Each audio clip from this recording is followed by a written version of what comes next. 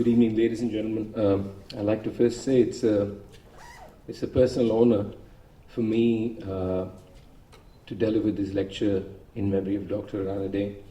I have been one of those people who have read a lot of his writings and been extremely enriched by the thought process, by the critical thinking, and the challenges that his writing actually threw at you. I think that's when writing becomes alive, when it challenges the reader. And in fact, writings that just basically say what you think is right are at times dangerous because you just end up reading only those things. And then there's a self-serving mechanism that comes into play, and we stay there. So we should be thankful, I think, for the work he put in and for the challenges he's thrown at the music world in general, at musicians, at thinkers, at scholars.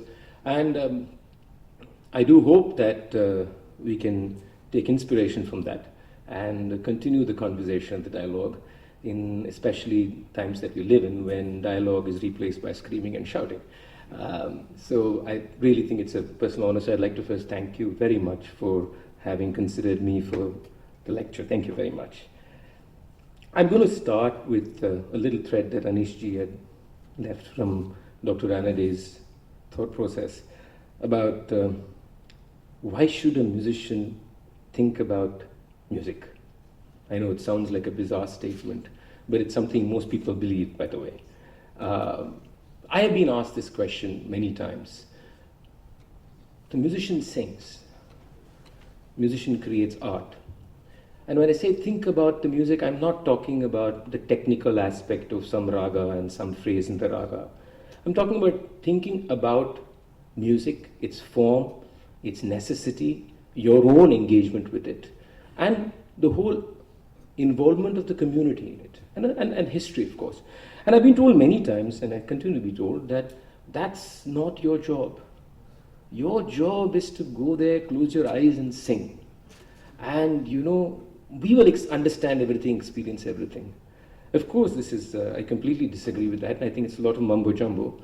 But I can just tell you why this happened to me. Let me start with that and then go back.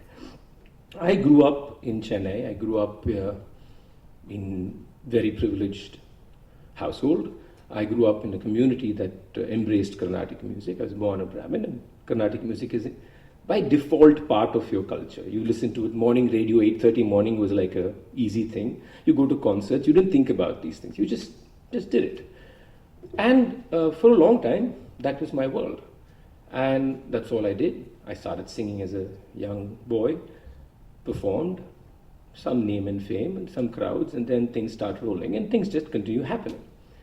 But there was it's a very funny thing that happened to me, because I want to start with this anecdote because it's specifically unusual if you think of the way we think of changes. So there was a time when there was a point of time when I was thinking about the whole idea of what I was singing. Because honestly, after a point, I realized that I just knew exactly what to do. If I get on stage, I knew the buttons to press. I knew when to get the audience to do. I know how to do it. I could play it like a card.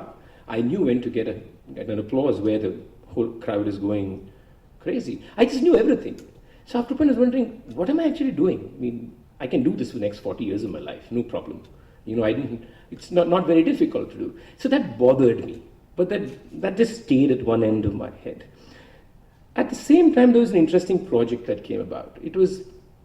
We had to do an album of compositions on a specific deity, on Ranganatha of Sri Rangam. And we were looking for rare compositions, and we found this one composition. It's a beautiful composition in a raga called Mangala Kaishiki. And we didn't find any renditions of it. There are no masters who had sung it. So we went to this book that I had seen before, 1904 treatise called the Sangeeta Sampradaya Pradarshini, opened the book and looked at the notation and started reconstructing it. Myself and a very dear friend called Sri Ram Kumar, we reconstructed the composition. It was stunning. So we reconstructed it, and this is a very interesting book. Because it's for the first time, in a large scale, did anybody attempt not just notating Carnatic music, but notating its symbols that told you about every Gamaka movement. So, of course, he had been influenced by the Western system, so the symbols are similar, but an elaborate system of being able to notate every nuance, every curvature. But when you, as a musician, when you look at notation, you don't look at all those signs. You just look at it and you sing it. You know the sound, right? So you saw Mangala Kaishik, we sang Sri Bhargavi. But when we did that, I was just curious. I said, suppose we try reconstructing it exactly how this man wrote it. How will this sound? So this drove me into a research project. I said, okay, let's start reconstructing it. So we got two scholars together who had done work on that treatise. We started, to our best abilities, reconstructing compositions of Muthuswami Dikshitar from that treatise exactly as per the symbols given by this scholar, musician, who is accepted as one of the wonderful musicians of the early 20th century. In fact, he is the person who gave Bhatkande the treatise that he used to evolve the thought system. The treatise was given by Subramanian Dikshitar. In fact, in Bhatkande's journals, you will find extensive conversations with Subramanian Dikshitar. They're fascinating conversations. So if anybody has the time, please do read them, because it's incredible the conversations they had on history, on musicology. So, but this process, it started as a very musicological idea. The conversation was musicological. But after a point, something odd happened. So I was discussing a raga, I went into raga history, I went into fact, when I reconstructed these compositions, I realized they sounded nothing like what we sing. Ragas I thought were beautiful were sounding awful.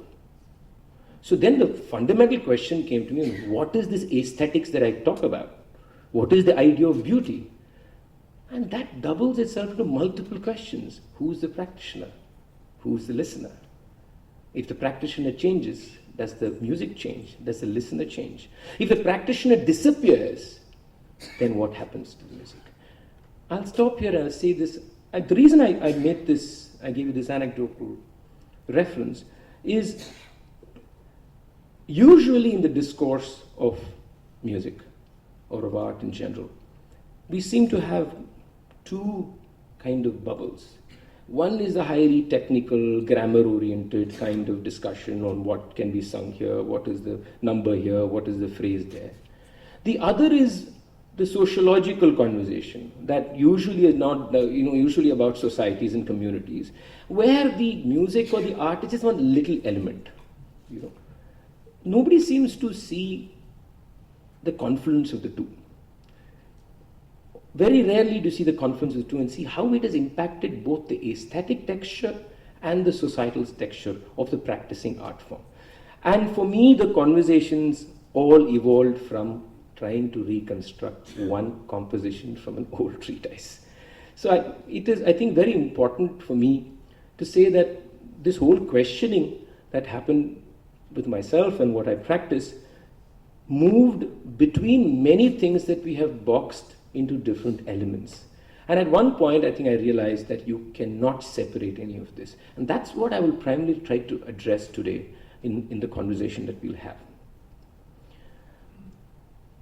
The obvious other dichotomy that we hold in especially the so-called classical arts is the musician and the musicologist. The musician is the experience, the musicologist is the understanding. The musician is the mystical, unexplainable, and we love to remain that way. The musicologist is the rational and the logical. And somewhere in all this, we remove the ability of rationality from the musician, and we also remove nuance from rationality. Rationality is seen as being one solid thing. The logical seems to have only one answer, but we all know neither the logical or the rational is one absolute. It is as nuanced as the unfathomable is. So these are the dichotomies that we play with. And it's important, I think, we break this. But it creates multiple problems. Even the musicologist and the musician, you can handle. You can manage it. But the socio-political is far more complicated and far more disturbing. Because one of the things we have done with the classical arts in India is we've placed it at almost 6 feet above the earth. And because we placed it 6 feet above the earth, Anything that deals with the temporal and the tactile and the real and the tangible seems to be a way of dragging it down to terra firma. And I can tell you, no classical musician likes to do that. We prefer to be floating somewhere. And from that floating arena, we like to say, look upon you and grace you with our gorgeous music.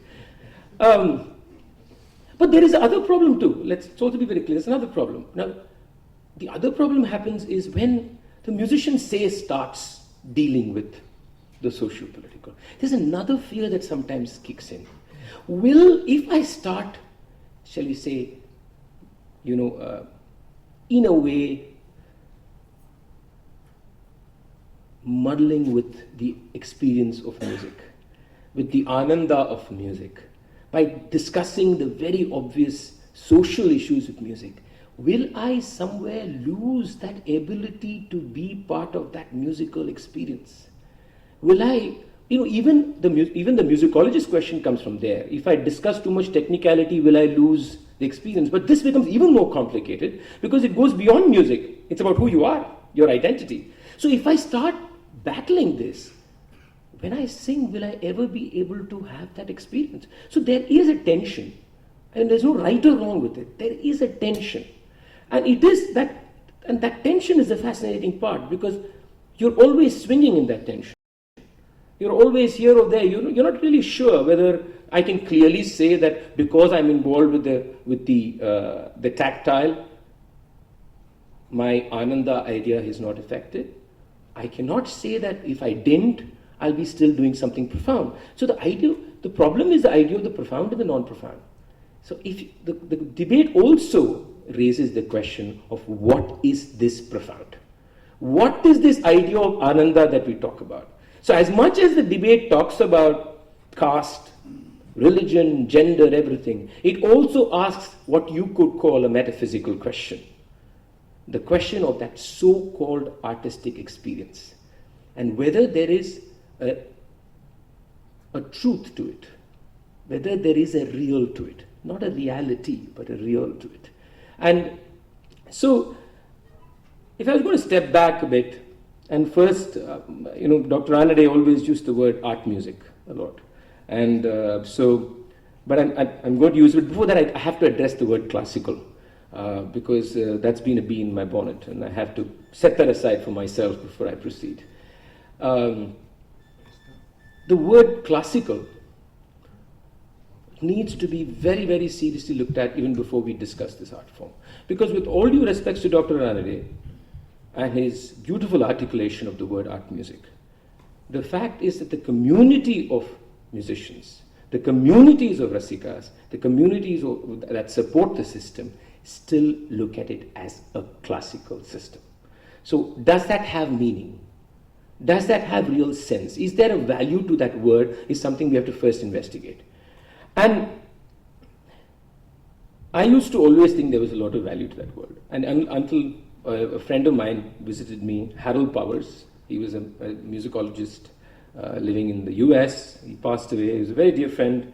He came home one day, many years ago, and was having coffee, and he said, so I said, Harold, what's the difference between classical and folk? He said, it's very simple. As any art form just goes up in the hierarchy of society, it moves from becoming folk to classical.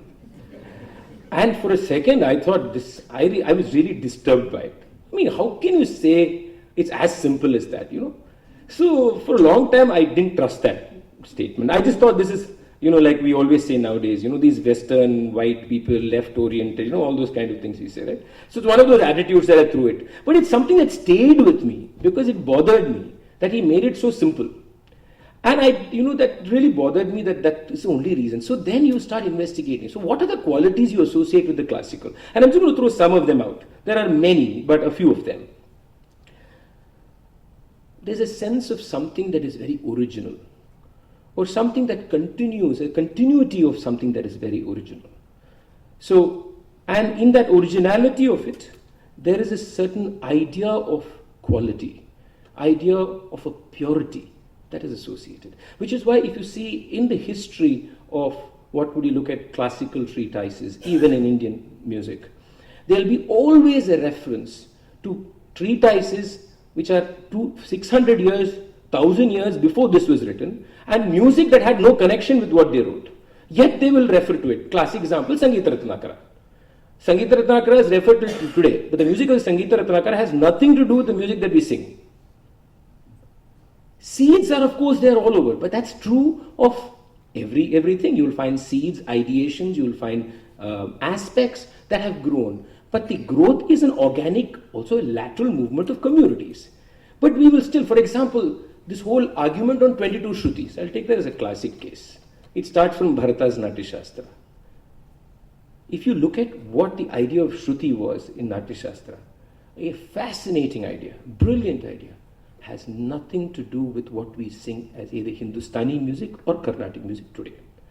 You can put decimals, fractions, how many ever you want. But the whole principle of why that idea of Shruti evolved during the time of Marga, during the time of Gandharva, of Natya Shastra, and its role in the melodic construction of that form has nothing to do with the way we are continuously using that today. In fact, we don't even need it even on a theoretical level, let alone on a practical level. But why do we do that? Because we seek a certain sanction of the old. We seek a sanction of something that has already been written by certain people of a certain class, of a certain background, of a certain dialogue. And therefore, antiquity is almost given to be part of the classical. You can't think of a classical form evolving in the 20th century. It's unheard of. Right? This is all through the world, by the way. For example, I'll come to that later. Then the whole idea of the religious. There is, without doubt, a sense of a religious that is attached, especially in this part of the world, probably in other parts of the world too, with the idea of classical. Now, the religious could also be /spiritual. And I'm saying that specifically because in Carnatic music you may see more obvious religious. In Hindustani, there's no doubt the idea of Hindu spirituality, which is dug in deep with the experience of the art form. And that is articulated very well by musicians and by people who even experience it. So that idea of, for example, Nada Yoga, the idea of Nada, all these are markers that are built into the construction of the classical here. The other two things, the whole idea of complexity, that the classical is extremely complex, that it's very difficult. Some way it is not for normal people, that you have to be specially endowed or have some special qualities in you to have access to it. And even more bizarre is this word called sophistication and nuance. And I'm saying this because I had so many experiences that taught me just the opposite. Now, for example, look at complexity. I have gone and watched art forms that you will not call classical at all, and not understood for one number what was going on. I've sat there watching it. And this example I use a lot of times, I'll use the same one. So near Kanchipuram, there's a school for an art form called Kooth. Some people call it Katte Kooth, some people call it Terukooth. That's a different argument. So my concert was there in the night from 10 o'clock, and all night is the Kooth performance. And there were about 1,000 people, all villagers, probably not educated, within quotes, who were there. I was the exotic item that day. And my concert got over, and Kooth began. I was sitting there among all of them. I had no clue what was going on. They knew every nuance that was happening.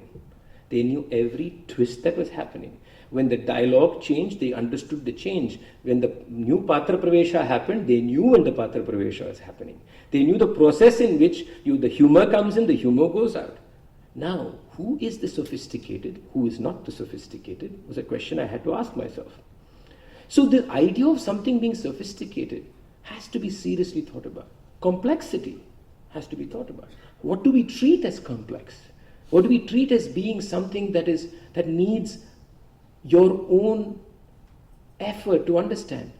I need to put effort to understand these art forms. I need to get into its skin. I need to be with it. I need to inhabit its space. I need to breathe it.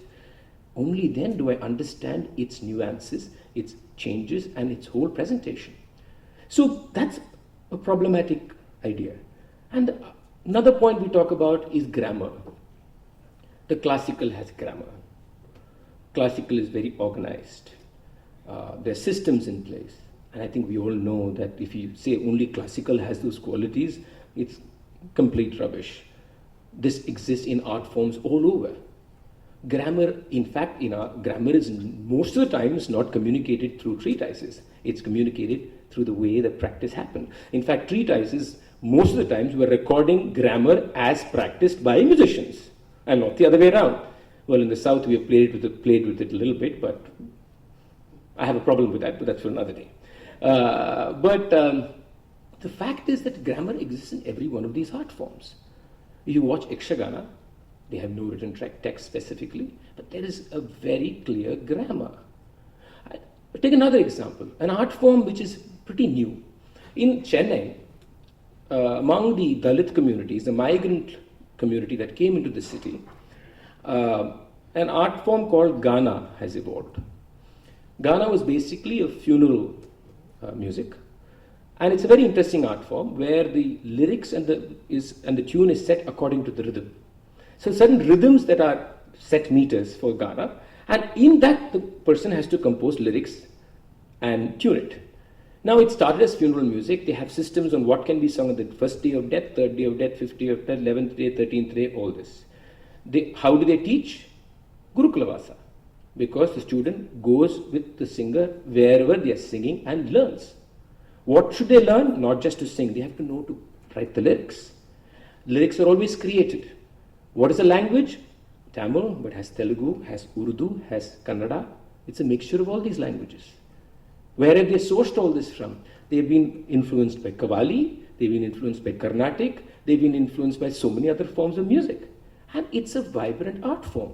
Yes, there's been a different problem with that art form because cinema has vulgarized the art form. But that apart, there is grammar here. There are systems in place there. They're not articulated in the fashion that we like articulation of grammar. So these qualities that we kind of put together for classical, a majority of them usually comes together for it to be placed in classical. And of course, the community that gives the stamp of the classical is essential. It could be caste related, it could be economic, it could be race, it could be color, it could be ethnicity, it could be religion. Which is exactly why jazz will never be called classical music. Which is why now you have a new form called classical jazz.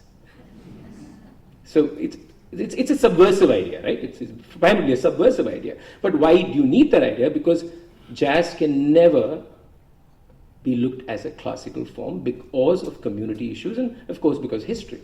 So the classical is a word that we need to seriously rethink or redraft or replace it like Dr. Ranade did with the word art music, which I think that is most apt for the forms that we call Hindustani or Carnatic. And jazz too is art music. And there you don't get this problem of issues with communities that practice it. Now, but what is art music? All of this sounds very good. You know, what is art music? It sounds like this very, very nice idea, but what is this? And here there is a word that we all use called aesthetics, which also needs questioning. One, we use it loosely many times. That's very aesthetic. This is very aesthetic. That's not aesthetic. This is not aesthetic. This should not be played here. It's not aesthetic. But where is this coming from? Where is this thought process coming from? Is it coming from the art form or is it coming from somewhere else? You know, all the words that have because in Greek is very interesting. They are supposed to be words that evolved from observation and from experience. So aesthetics is an idea of art that comes from experience and observation. So what is aesthetic? Now, if I was going to look at my own art form and Carnatic music and think what is aesthetics, I'll describe Carnatic music simply, this is a simplistic explanation, as true of probably Hindustani music, as a triangular relationship between three elements. The three elements are tala/laya, raga, and text. Now, if you think of these three elements, it's in the conversation that happens between these three elements, thus that Carnatic music or Hindustani music come from. To put it very simply, depending on how they move within each other, what gives way to the other, what is dominant at a point, what goes to the back end at a point, how they share space, even in laya, how they share the space, where does the text come in, share space with the movement of the raga, where does the syllable in that text exist in that raga. For example, if I have a line and if I shift the syllable position in that line, it will affect the raga. So this whole form comes from there. But then what's the purpose? Why am I singing this music? What is the intention of music? And that is as important to the question of aesthetics as anything else. The intentionality of the form defines how the form evolves and how the form lives. There's no political intention. I will say 100% there's no religious intention. I'm not here to transform society in a literal fashion or to propagate a certain thought process. Then why are you doing this music? And I think that's a very important question that we musicians should ask ourselves. And I think the answer lies in the fact that in this relationship between text, and by the way, I use the word text specifically because there is more than sahitya to music. There is text that does not have linguistic meaning. That is also part of music. So, when these three things come together and share a relationship, they give you an emotional experience. Where is that emotional experience coming from? Now, for those who will gather it directly from religion, I'm not going to argue with you right now. But there is something else that's happening. And that something else is the aspect that what these three things do is they abstract the experience of life. And what is abstraction? Abstraction is the possibility of something living beyond one event or multiple events. So if I drop this here, this is an event. But the idea of something falling is the abstractive idea. That's what art music does. It takes the idea of living, the idea of movement, the idea of what is around you, and removes it from the literality of that event or those events that connect you to it and allow you to experience it. Which is why you have these art forms, which is what jazz does, which is what Western classical does, which is what Carnatic does, which is what Hindustani does. So there is an intention. And if you then look at the art form from the intention, your idea of aesthetics will completely change. You may disagree, you may dislike, you may not, you may like a certain way, but that's very different. So it's very important that the idea of aesthetics comes from a very dispassionate position. From a position where you can say, I love this, but I see there's a problem in it. Can we do that? Can we love something and yet recognize a problem? So it is important that we view art music in this fashion of an abstractive nature, because the moment we tie it to any literality, and the word classical does tie this music to literality, let's not forget that. The moment you use word classical, you are tying it with so many literals. And art music allows a liberation of that. But it only liberates if the practitioner and the listener engages with the liberation, which comes from the possibility of an experience which is beyond the literal. But, okay, all this sounds very fancy and lovely, all abstract and all profound and philosophical, fine. But the social activist will come and tell me, what is all this? Ultimately, you guys are all discriminating human beings. Ultimately, you don't care about society. You don't care about anything beyond your bubble. Well, you can't argue with some of these statements that are made. Here is another fascinating aspect.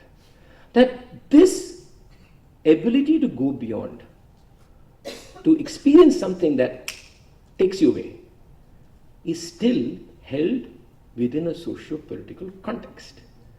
How does one battle this too? How does one deal with that? And a classic example is all of us going for a concert, or for anything, just go to a concert. Something magical happens. The space between you and the musician is dissolved. You don't even know you're sitting on a chair. You don't even care where you are. You don't say anything, and you walk out, and then you get an SMS. Within 5 minutes, You've moved from what could be the most profound idea, and the SMS could be your bank balance. Now, what happens there? That happens to all of us. It happens to every one of us. So we've experienced the most profound, but it also exists in certain realities. So you can ask, why should this question be asked? Why should you ask the socio-political question? And this is where I come back to what I said at the beginning, that what we fail to recognize is that the socio-political has a direct bearing on every aesthetic experience you have. It has a direct influence on the profound. It has a direct influence on the illusion of the profound too, because the profound too can be a self-serving mechanism. Let's not forget that. Human beings are capable of creating profound experiences whenever they want as an escape mechanism. So that also is a possibility. That also happens. We all do it. So the socio-political has a direct impact on the way we receive art, on the way the art is practiced, on the practitioner, on the practice mechanism, on the environment of the practice. Every one of this is influenced by the context of the art form. So without investigating the context of the art form, or your own practice in that context, in my case, we can't discuss the profound, and we can't truly engage with the profound, because somewhere there is a lie that happens. The difficulty in this exercise is that it's non-empirical. And any exercise of investigation which is non-empirical, we struggle with, because there's no data. I mean, how am I going to prove something when there's no data? Then does it make it illogical? Does it make it irrational? So you struggle with that whole idea. And the thing about art and culture is there are so many crevices everywhere, that so many things slip by so beautifully. They come into and go out that you don't even notice is happening.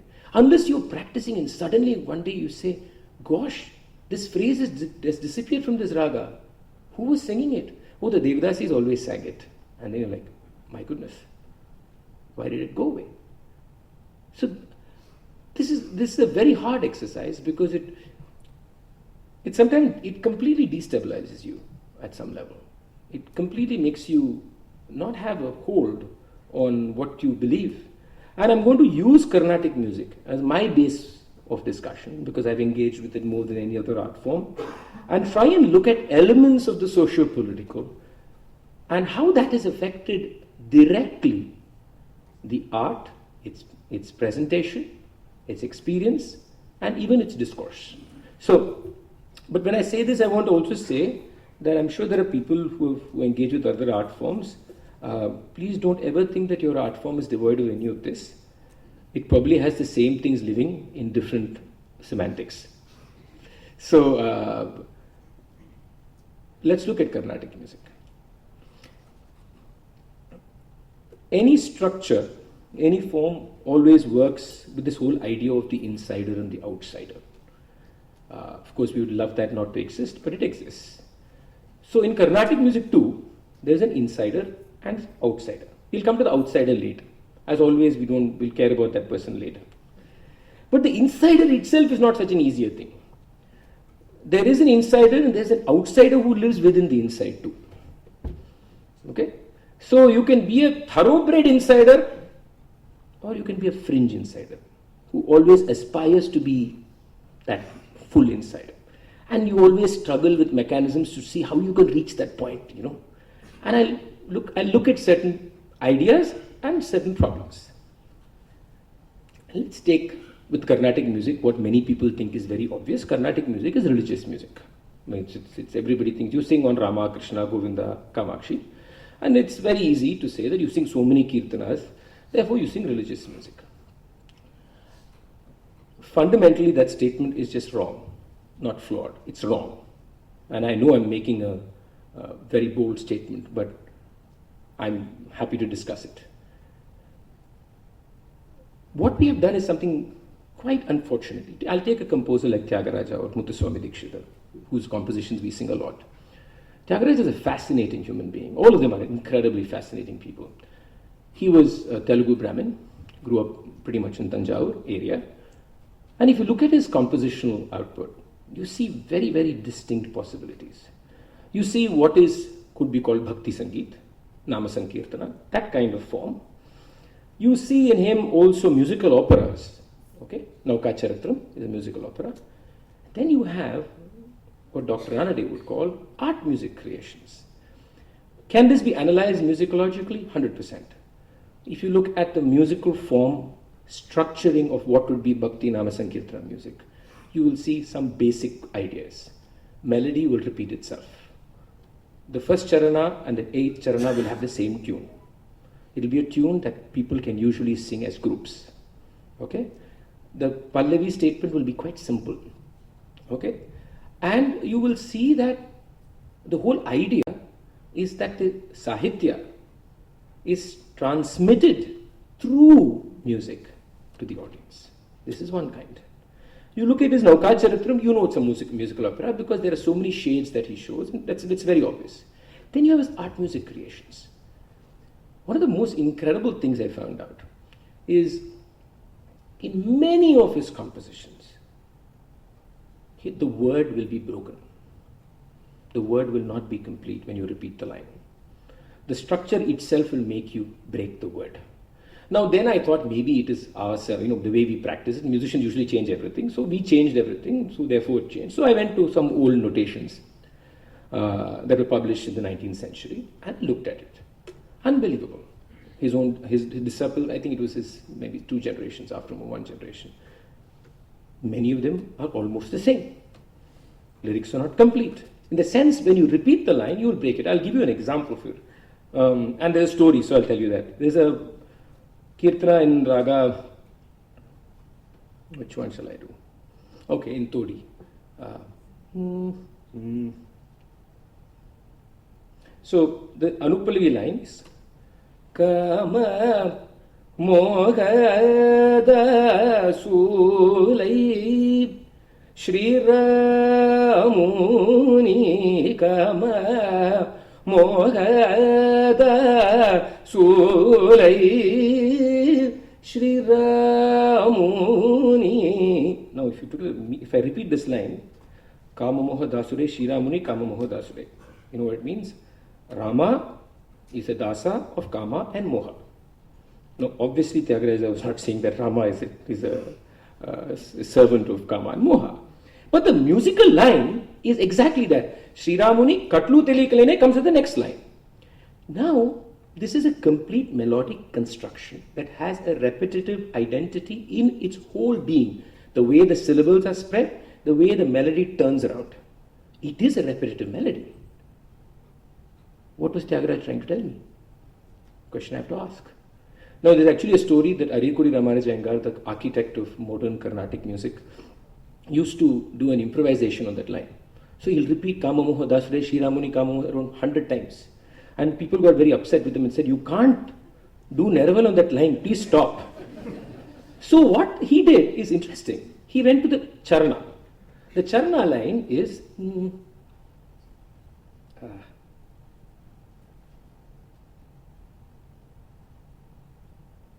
Varamantra Manyule Kupaje Sinchita Nami Varamantra. Now, if you just listen to it twice, I'll sing both lines and show you.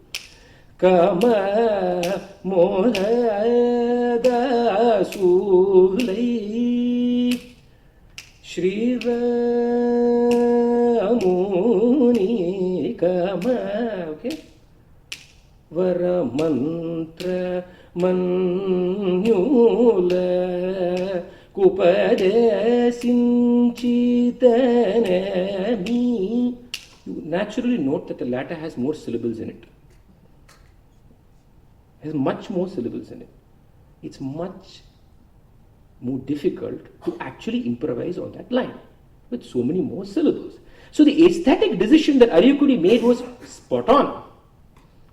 Naturally, Kama Moha Dasure Shri gives you enough expanse to then go in and find what you want to find. But the religious aspect of it has limited an aesthetic possibility. There are many more things. I can show you compositions where the structure requires a break. Now, where do we breathe in a composition? That's always a big question. Where do you breathe? Always, some students come and say, Anna, can I breathe here? I said, just don't ask me this question, sing. I mean, it's like an exercise. You can tell them breathe here and breathe out there. But I will take an example of, many of the Tyagaraja Kirtanas have one rhythmic pattern. Another important part of compositional structuring is there is a certain rhythmic structuring and syllabic structuring that go with the tala phase. And that is what gives it body.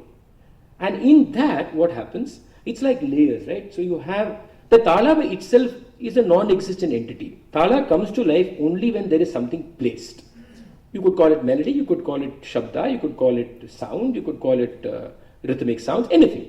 So, in that tala, you have a layer of melody that's flowing, intonated by syllabic positions, which are interconnected depending on the raga, on which then you have a laya happening. And the laya changes between every beat because the melody and the syllabic point changes it.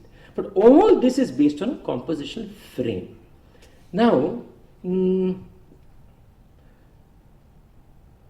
a very famous Tyagaraja Kirtana. The word is Ora Zupu Chu Chedi Nyayama. Is a word. But singing like that is absolutely unaesthetic.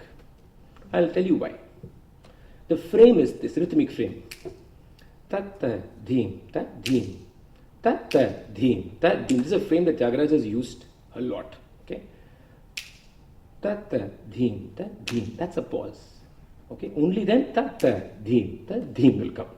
So, ora zu puchu chedi nya yama ora go tama ni vanti va ni ki.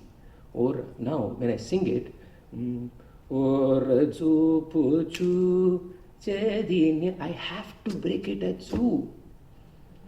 Only then, ora zu puchu chedi yama. The elegance of that chedi yama is just unbelievable. If I sing ora zu puchu chedi, it completely dissolves the form. Now, these are things that you can musicologically see in these compositions of these great musicians. Muthuswami Dikshidhar, even more crazy in the sense that the word, the first syllable of the word will be somewhere in the beginning of the tala, the second syllable will come after about 5 beats. There's no way you're completing the word, but what you're completing is the melodic possibility that it's turning. So, the point I'm trying to say is the problem here is we have reconstructed a lot of this. We have gone and done cleansing operations and said, no, the words have to be done correct. So what we have done, we have deconstructed and in a way, I would say, affected the aesthetic possibility of the composition. So therefore, this happens in content. It also happens in other ways. Every concert, every art form and every concert has certain rituals attached to it, right? Rituals are very important in life because rituals is what give us permanence. It could be simple things we do in the morning. It could be, just small things. So if you go to a Carnatic concert, there are certain rituals. And part of that ritual is also a religious ritual, right? For example, if you have, one of the rituals in Bharatanatyam is having Nataraja on the right hand side of the stage. Classic ritual. Now, why do you need Nataraja on the right of the stage? It's not just a point of saying Nataraja is the god of Bharatanatyam. It's a ritual associated with the frame that you've created called Bharatanatyam. Nataraja gives you antiquity, he also gives purity to the art form. This is not about anybody's own religious beliefs. I'm keeping that completely aside from this discourse. This is only an artistic discourse of observation. Okay. Now, in Carnatic music, you have rituals. Rituals like singing a Vinayaka song first. Now, how is that in any way associated with the aesthetic form? Is a question that needs to be asked. It actually is not. It's a ritual that is practiced through an establishment of a certain religious nature in the form that you want to establish. How does it in any way associate itself to the aesthetic form? Very questionable. Something that needs to be thought about. Now, what about appearance? The way a Carnatic musician looks is part of the whole idea of the music. Carnatic musician looks in a certain way, in a certain religious attire, in a certain manner. He behaves, and I'm saying he specifically, not to be sexist, but because that is also a problem. I'll come to that later.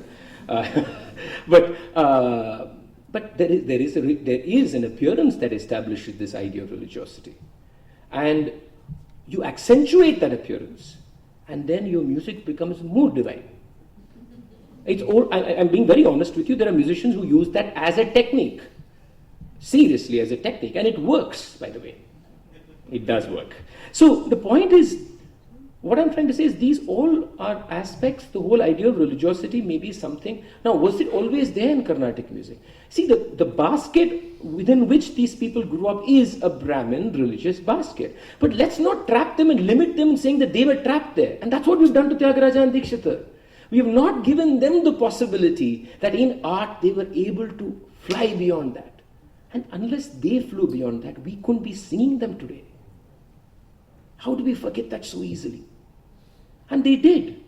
Now, Dikshita may be a pious man. He believed in everything he wrote. But that is not of any consequence to me, because what he has given me is a gift of possibility that gives you an idea of aesthetics that governs the form. Of course, the next issue that I'll bring up is caste. To me, it always now seems a no-brainer, but many people don't think it's a no-brainer. Well, first, we must understand that Carnatic music was never so Catholic that everybody from the Dalit to the Brahmin was participating. So that illusion first has to be broken. It's always been, like many classical forms, a top-tier practice. In Carnatic music, there were three communities.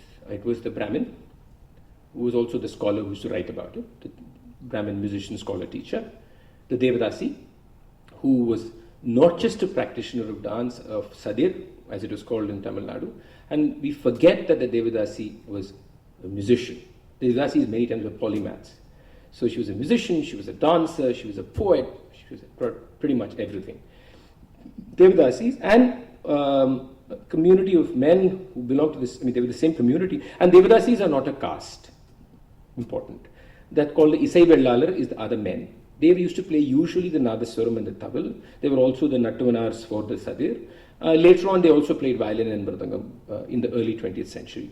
You had many of them till about the mid-20th century. Now, they were not a caste group. They were an artistic group, which has been there all over this country. You always had communities that were artistic communities that came together, not specific on caste, but on the function that they provided to the court of the temple. Now, of course, I'm not going to go into the complexity of the politics that went into the marginalization of the Devadasis. There's enough being written about it. But I want to just highlight a few musical aspects of it, which is important. And in this, actually, Bhatkande came to my rescue. So, like I said, my discourse in the music began as a musical form. I questioned the way the form was practiced, and I changed. Somehow, things changed, and I started practicing it in a slightly divergent way, if I can put it that way. And so then I was curious to see how was this music sung before. So you have not much, but you have enough information about the 20th century, rather 19th century practices. And you have a lot of commentary on the Devadasis used to sing it. And there are many things that fascinated me. One fact was that all of them did not present this form in only one way.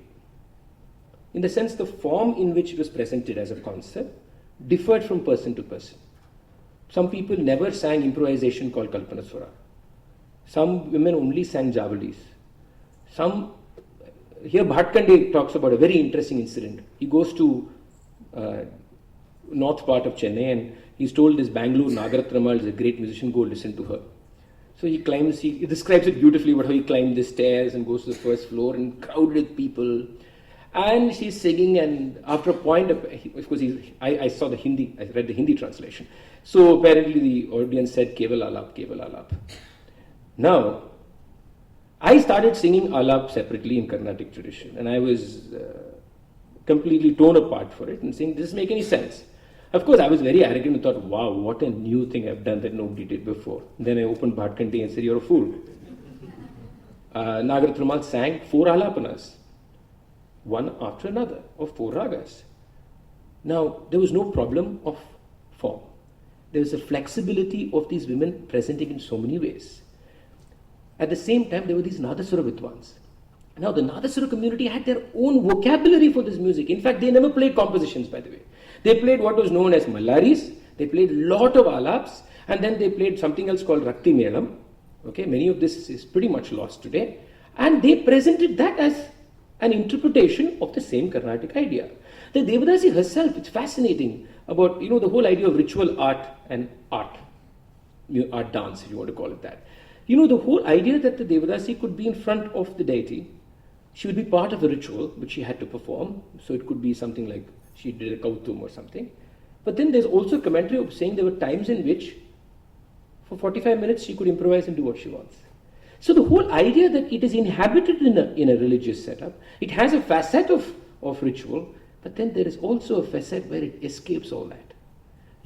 This is so beautiful. This is so, so gorgeous. And you had this Nadaswara Vidwans playing a different form.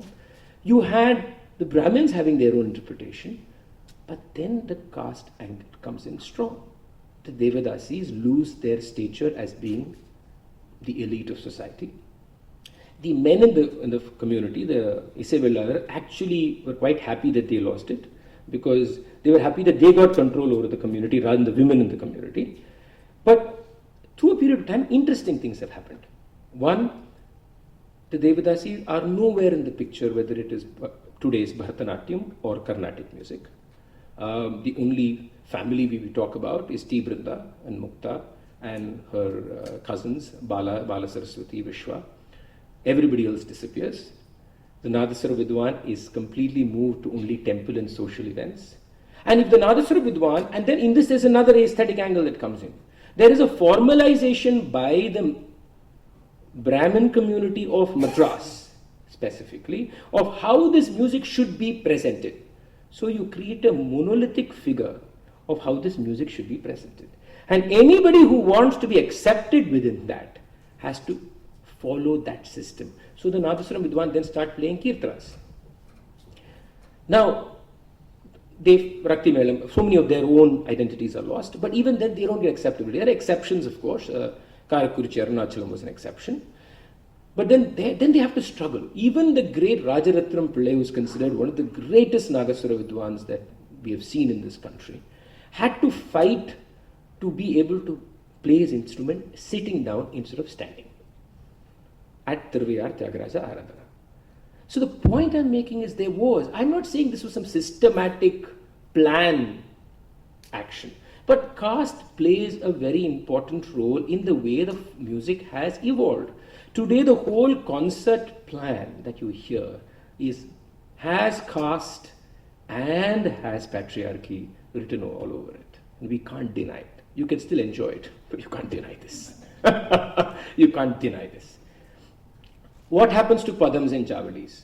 Now in Carnatic music, there's another thing that happened. Tyagaraja was a very important figure. He became this symbol of sainthood, this symbol of ideal Brahminism. And this is also a political time. When Hindu nationalism was at the rise, the Theosophical Society was there, and Theosophical Society is full of upper caste Brahmins. You had Rukmini Devi fighting the dance battle there. So this was an upper caste movement. We can't deny that it was upper caste movement. It was battling at the same time the rise of somebody like Periyar. But Periyar is a fascinating man. I'll tell you an interesting story. But in all this, you are formalizing Carnatic music. You first did one thing. You made sure that the Kirtana was the mainstay of the music. In 19th century, they hardly sang compositions on stage. We know this. They sang one or two. The most popular was Vatapi. Okay, there's a whole description of what was sung. And it was Vatapi, then a huge alapana, huge tana, which is another form of improvisation, one pallavi, and then maybe some little 2-3 composition over. The composition becomes important because the composition has antiquity, religiosity, purity all attached. And by who? Tyagaraja. And Tyagaraja was a saint. And so compositions become important. Then if compositions become important, the idea of the lyrical meaning becomes important, which means that the character of the person who utters those words becomes important. It's fascinating how one tumbles to another. So then you have to behave in a way, you have to sing in a way, you have to look in a way. Then the music is trapped in what? Where is the music is a question that you need to actually ask in all this. Where is the music? And interesting story of Periyar is this. So you had this whole battle of course, a caste language battle that started with Periyar, of saying the Brahminical versus the non-Brahminical. And in that also was the Sanskrit versus the Tamil, right? And so you had this whole Tamilisai movement, the whole idea of music in Tamil. They were actually saying Tamil compositions or in Carnatic music. That whole formation is, in my opinion, flawed, but that's what they called it. So Periyar said something fascinating. So when they started this Tamilisai movement, he went and said, I won't support you guys. I said, why? He said, what are you doing? In Tamil, you're singing the same religious lyrics. What's the difference between you and them singing in Sanskrit? So he actually, even as a reformist, he said, no, I will not support Tamil. I don't see sense in this. So now the question of lyrics comes in, right? Do lyrics have an identity beyond linguistic meaning? That's a very difficult question that needs to be asked. And I think we all will agree it does. That there is an impact to lyrics and I'm specifically talking about certain forms, not all forms. If you look at Bhakti Sangeet and tell me I don't care about the lyrics, lyrical meaning, you make a mistake. So in that form, which is why the melody is simple, the communication is the lyrical meaning. And there the lyrics have to be very clear. What we did in Carnatic music is confusing. We started singing compositions that are Bhakti Sangeet in the Carnatic concert. We also sing art music in the Carnatic concert. Now, how do we perceive what? The perception gets all mixed up. So everything is about meaning. Everything, then it's about God. Then it's about Hindu. And it's not just Hindu. It is the Brahminical Hindu. Whether we like it or not, we just have to accept that that is a texture that is underlying there. We may be comfortable with it, but that's a different thing altogether. So you can see that caste was definitely affecting what could be seen as aesthetics. Now, where is abstraction in all this? Can you abstract? But you're stuck with all these problems. And how can I not talk about gender? Well, that's one of the biggest problems that everybody just, even when I talk about caste and I tell people there's a problem, they'll give me a list of all the non-Brahmin Carnatic musicians in the last 60 years. I've got this mail so many times I got tired of it. So one person wrote to me, I said, I can add another 10 to it if you want. You missed so many names. We all know how ridiculous that argument is of listing out, because we don't go into the struggles that they go through to make that name. We don't go into the fact that even they have to change identities to get acceptance. And we also don't identify other things that help them get acceptance, including skin color at times. All this plays a role. So we don't look at these aspects. Gender is even more complex. So I honestly think there is no woman's voice in Carnatic music. And I'll tell you why I say this. And if you look at, I'm going to take examples of two musicians, it's M.S. Subbulakshmi and D.K. Pattamal. And I've used them in my book to describe their struggles. It's a very fascinating story of these two women. One is a Devadasi, born in Madurai, who wanted to become the Brahmin. And I'm saying that very clearly because she realized very clearly that was part of what she needed to do to become who she became. She knew she was a great musician. And she came from Madurai. Nobody forced her to come. She took charge of her life and said, I'm coming to this city and I'm going to knock at this man's door called Sadashiva. And she made the choice and she made there. But what made her do it? Because of the social construction of that time. She had no choice. She had to be accepted. But what did she become? She became the epitome of Brahmanism. In fact, even till today, I get accused of using the word Devadasi with MS. It's like almost those two words should not come together. The thing is it's very fascinating. So, Brahmin women music was associated with usually small devotional bhajan songs that were sung by housewives at home. Because Brahmin women were not allowed to get on stage. So, they could sing basically when the boy came to see her, to see if she's an ideal bride, they could sing that few songs. Or during Navaratri, there's this whole thing of all the Brahmin housewives going to different houses, they all sing 1, 2, 3 songs. So their education was considered to be that. In fact, Subramani Bharati writes extensively about it. Now the Devadasi was the opposite. She's a performer, right? She's on stage. But because of that, she's stigmatized. Because she's seen as being loose, she's seen as being immoral. We have extended exactly what we've done to Devadasi to the film actress today. It's the same logic. We've just extended the film actress today. That's all. So Devadasi is then on stage. She can do all this. So you had one Devadasi who created music and changed her life to get an acceptance in the Brahmin community. Then you had a Brahmin woman, who's D.K. Pattammal, who said, I will get on stage and get acceptance. Now, whose game were both playing? The man's game. They were all playing the man's game. So it affected their aesthetics. Let's not forget that. D.K. Pattammal, I mean, many of this may not be conscious, but we I think have to observe it and trying to draw inferences from that. Pattammal's music is always seen as heavy, tough, has complexities, has mathematics, has rarity, and all these words are associated with great men singing. Even now, I will tell you, there are mridangists who will say, playing for women, they play for women, but they'll still say, I can't play freely. Even now, even today they say it. Okay, it's not something of the past, it happens today. And in that are these notions of what is tough music. And you must understand the whole idea of machismo is inbuilt in this, in the man's identity. So it is not just the Brahmin, but it's a Brahmin man too.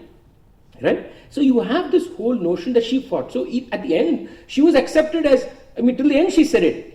My music was accepted as equal to a man's music. She said it as a compliment, but you see how problematic that statement is, right? MS Subbulakshmi, what did she do? So she came in and she started acting in films, and then of course Meera happened and her life changed. She transformed the idea of the Devadasi to the ideal housewife.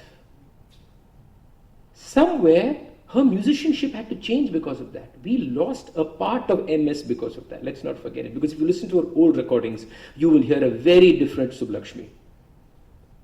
You wonder where that Subbulakshmi went. And there's a joke associated with this, and I'll narrate that. See, many of these are folklores. They may not be true, but I think the lore tells you something, right? So I'll just take it like that, because I don't want anybody arguing that that person did not say it. It really doesn't matter. So there's this Ise Vellala musician. His name is... I've gone blank now. Shankar Shivam. He's supposed to have said this. So MS was from Madurai. Shankar Shivam is from Madurai. So they have that little connection of the same city. He is Ise Vellala. She was a Devadasi. So they're same community, right? So he's supposed to... MS learned from two great musicians later, Musri Subramania Iyer and Shammaguri Srinivas Iyer. So he's supposed to have said, can I first say it in Tamil? This sounds nice, and then I'll tell you in English. Okay.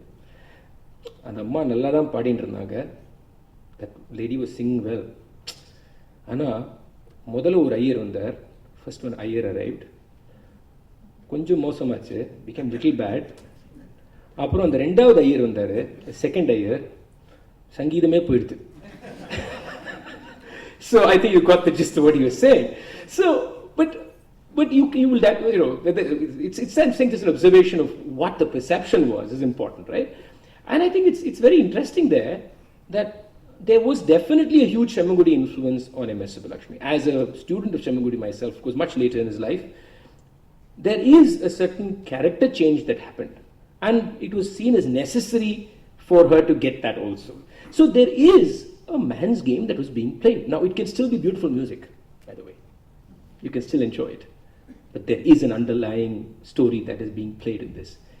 So the question here is, has the Carnatic woman singer first been able to find a voice that does not play this game? Either you have to be like Pattamma, tough, and sing anything complex, rare, unknown, mathematical, definitely, okay? Or you have to sing music that is pleasant, that is seen as being feminine within quotes. Now, my question, I don't have an answer for this question, is, are these identities that we are seeing identities of the voice of the woman? Because from the texture of the voice, everything is different about the woman's identity in terms of aesthetic abilities that come in, or aesthetic possibilities, not abilities, possibilities. Have they been explored, or are they trapped in these gender identities? Tough to say, but I think they have been. Because when I see musicians right up to my own generation, I see that these two identities are constantly played at. Is there a possibility of something else? Only the women can answer. I can't. But there are other problems. Even today, you will have male vocalists who will not have a woman playing violin. Even today. even today, you will have accompanists who will play for women until they become famous and then stop making grand announcement that from now I don't play for women. Nobody bothers about this. Every organizer plays along with this discrimination. There'll be mridangists who will call the organizer and say, I'll play for this, no woman. Nobody thinks it's a problem. The women don't think it's a problem. Patriarchy is not just a male problem, right? So when another interesting dynamics happen. So when the woman becomes a top-notch singer, she stops many times having women as violinists. So this argument has been thrown at me many times. What is he talking about gender? Even they don't have them. They don't. But there is the PowerPoint. 1 woman and 3 men on stage is a question of control and power. 2 women and 2 men on stage is a sharing of power that happens. You can't deny that is also part of playing the man's game. The way the man deals with the idea of people on stage. And all this have aesthetic ramifications. They have ramifications on the way, an excuse that will always be said by violinists and mridangists is the pitch of the woman is too high. It's very difficult to play. But they all played for Mali on the flute. They all played for Ravikiran when I think now he's probably changed his instrument. His old instrument used to be at 5, at G. They all played for him. Nobody complained and said, this pitch is very difficult. So that also raises the question of what is this idea of the most aesthetic sound of an instrument, right? That is also trapped not in art, it's trapped elsewhere. That the most aesthetic sound is at about C sharp and D. Push it to a little bit more than D if you want. Beyond that, it's no. Skin may be tighter, but that doesn't mean it's not it's an aesthetic. Yeah, the violin strings are tighter, it's maybe harder to play, but can you find a sound within that will translate the music the way it should be translated? That question is not asked. So this is an aesthetic problem, as much as it is a problem of gender. So all these are still living and happening even today. And in Carnatic music, we have 2 more issues. The voice versus the instrument. In Carnatic, even I used to say this, that we are a vocal form. We're entirely vocal. I'm not entirely convinced anymore. I think we've conveniently made it a vocal form, more than anything else. Because there is no instrumental story in Carnatic music. There are exceptions to this. But is there a line of art, of aesthetic interpretation that is instrumental in Carnatic music? Answer is no. The instrumentalist has to sound like the voice. And in fact, that is taken as the quality of the instrumentalist. But does that really lead to an aesthetic contribution to the art? That's a different question. Right? So so the whole idea of playing composition created this complexity. The moment you started only playing composition, you're trying to compete with articulation of Sahitya. How can you ever compete with that? So then you start exaggerating movements in the instrument to create an illusion of the Sahitya. What is happening to the raga in that? Is the raga being morphed? It does get morphed. Because if I have to create, now especially compositions that you know, that the audience knows, usually the words are already running in their head, right? How much, the word text in instrumental music, any point where you cut for a syllable is taken as text. So if I sang Rama, all that is text, alright? Now that ta is never going to be Rama. So what then some musicians tried exaggerating the gamaka around it to give you an illusion as if you're hearing the word. How does that affect the raga movement? How does that affect the receiving of the form, the structure of the raga, the composition?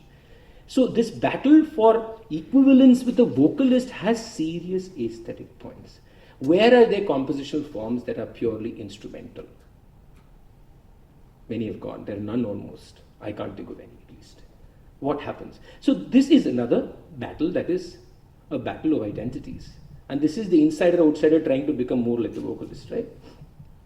Finally, if you again go back to the past, to curiosity more than anything else, and look at the presentation of Carnatic music. Now you have a vocalist, you have a violinist, you have a mridangam, you could have a ghatam and a ganjira. This is completely created only in the 20th century. Let me first make that very clear to you. If you look at how concerts maybe happened before, you had concerts with only the voice and the veena, voice and ghatam, voice and ganjira, only veena, mridangam. There were so many possibilities. And you must remember that every one of these possibilities changes the texture of the aesthetic experience. Completely changes. We formalize this into a certain form. And in that form lies an embedded hierarchy. The hierarchy of the vocalist, the hierarchy of the violinist, the hierarchy of the mridangam, and the complex hierarchy between the mridangam and the ghatam. Now, between the violinist and me, there's some certain rules that come into play. If I sing an alap for 12 minutes, the violinist plays for 6 minutes. Now, I don't know how this even came into point. Nobody asked the fundamental question, should the violinist ever play alap of the same raga after you? I think it's unnecessary many times. I actually think that there are concerts in which I've told them, I'll sing this raga, you play some other raga. Because because the whole idea of cogency is not there. There's an interpretation that I offer. Sometimes the violinist offers a completely different interpretation. Then I sing a composition that is not connected to both these interpretations. Now, where is there a unity in aesthetics? There's nothing. It's just because they're all in the same raga, we are satisfied, we bring it together. It's a conditioned kind of a frame, right? But in this hierarchy, there's complexity. There's a power system in operation. I'm not saying it's right or wrong, but there's a power system. So how I control the violinist. So the creative process is also a power process. If the relationship is at an equal key, then it works differently. If the relationship is not, it works very differently. Between the mridangam and the ghatam, you guys won't see it on stage, off stage, but the left hand is used for many things for the mridangam artist. Not only play, but also say enough, don't play, where to play. Now, that is not a point of the person saying, no, aesthetically, I think that this is where... No, it's a point that I am the person who should play. You follow my lead. Simple. Now, where is music in all this? We seem to be having a little battle, right, ultimately. But this is a socio-political identity crisis of every one of these people. I'm not saying all this will go away, but we have to recognize that these are playing very, very important roles in the way we offer music and we receive music. Now, can there be a music which is beyond these battles? Not beyond, at least addresses these battles. That's the question we have to address. Is it possible for us to change our roles? Is it possible for... There's this pretty ugly word that we use for ourselves, main artists. You know, it's an ugly word. Honestly, it's an ugly word. You know, even in terms of English, it's really bad. You know, but that's a word that's come to stay. I'm a main artist. Now, I'm not saying, the question is, how does the voice and the violin connect with each other when a composition is presented? Where does the idea of following enable the possibility of creativity? In this, if there is going to be a political undertone, is this actually happening? Not to find solutions, but to introspect about it is essential. So as much as caste, gender is, these kind of even simple operational aspects also create hierarchical issues, create issues of aesthetics embedded in that. Do I have another 10 minutes? 10 minutes I'll... Okay. Yeah. Oh, my watch has stopped. What's the time? Okay. I'll run through the rest. Sorry. That's okay. Don't.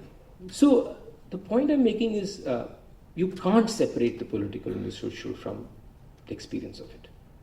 You will be so accustomed by it that you will flow with it. That is very different. But you can't eliminate it.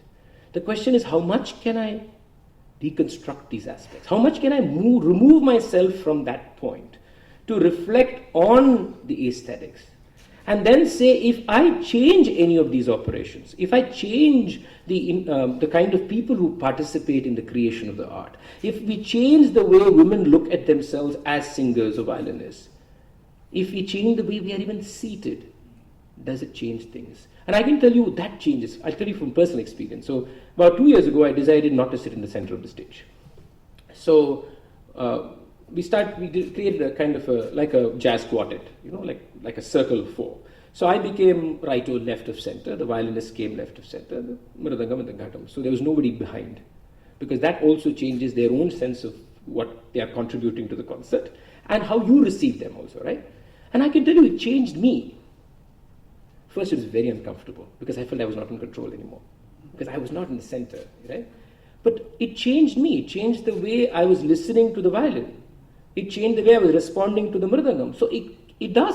Maybe they're very, very nuanced things, but I think they do make a difference in the way we are willing to address issues in this art form. What about arts outside this circle? I talked about the insider. What about the outsider?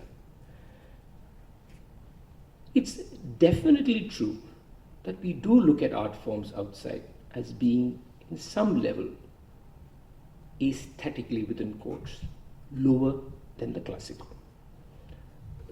We are condescending, we are patronizing about it, but we are not willing to engage and see worth that is intrinsic. Can we inhabit the space of Kutu or whatever and be able to find aesthetics within it? So the conversation of aesthetics to me is a conversation within art forms. Within Carnatic music, there's a debate of aesthetics. Within Hindustani music, there's a debate of aesthetics. Within Kutu or within the music of the Manganiyars, there's a battle of aesthetics. It cannot be an inter-art form conversation. Because when you do that, you will automatically throw your own baggage onto the other. And then you are actually not listening, you're actually not receiving. So, the other art forms are there, but they are not going to be taken seriously as yours. They are not going to be taken seriously. So, how does that change you? I think the engagement with other art forms changes the way you receive your own aesthetic. It actually makes you ask political questions. It makes you ask very difficult questions. Another form that I was telling somebody that I'm totally smitten by is a form called Pariyattam. Pariyattam is practiced by the Dalit community, many parts of Tamil Nadu. It's a drumming tradition. About 8 of them, they dance and drum.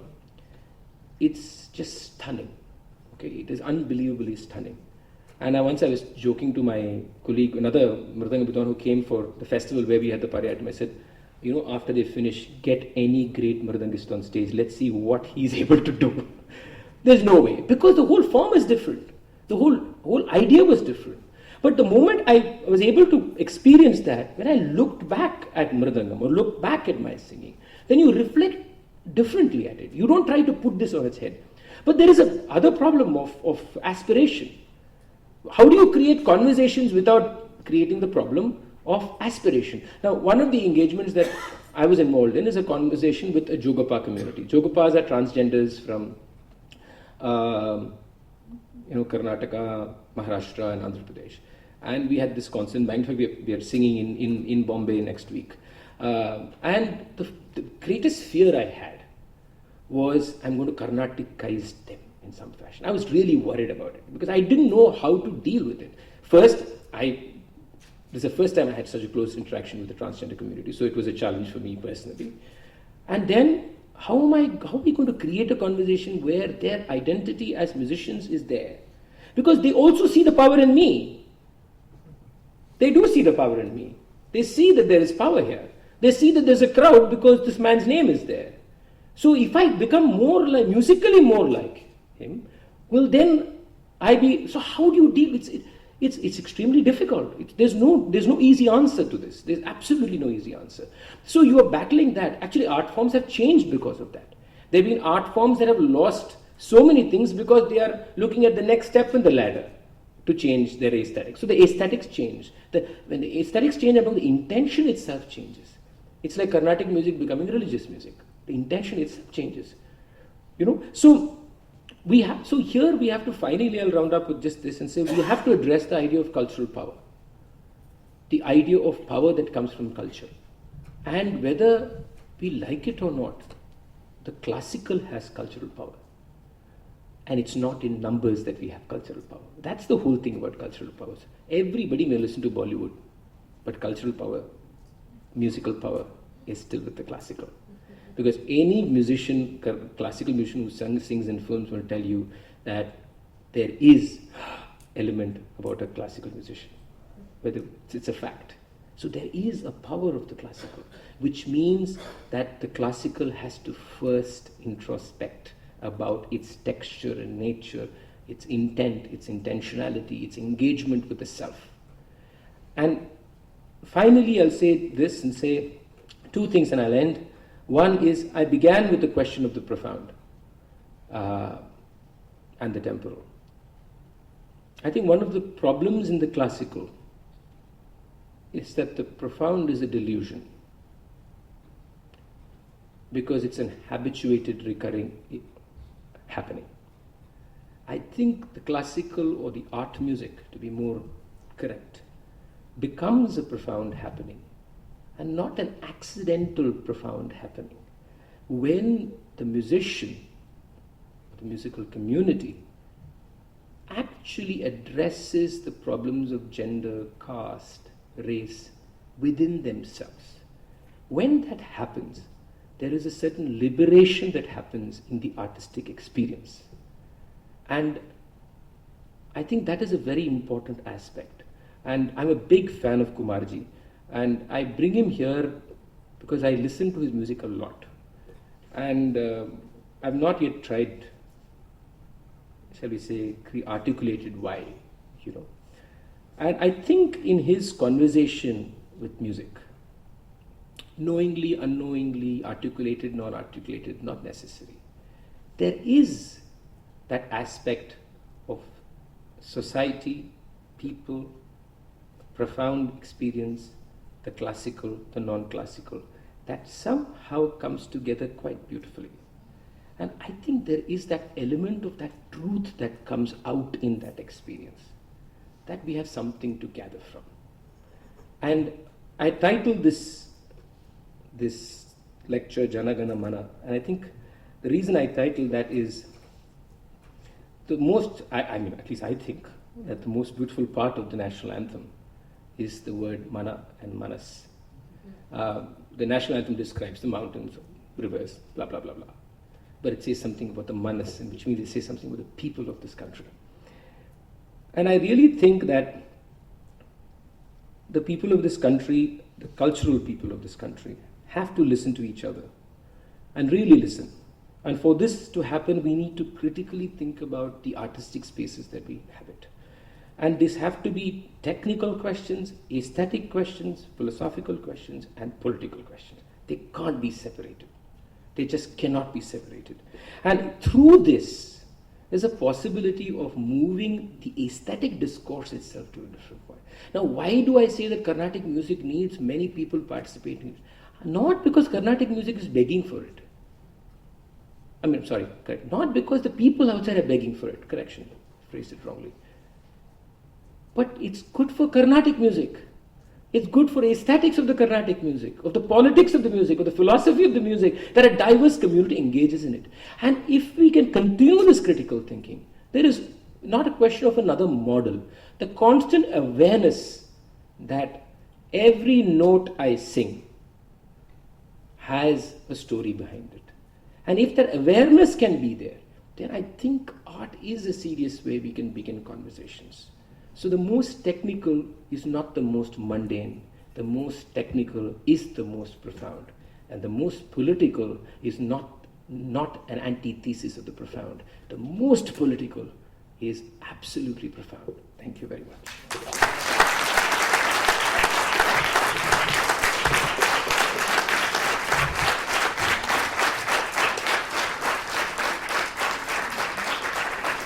Thank you, Krishna ji, for such a thought-provoking and layered presentation.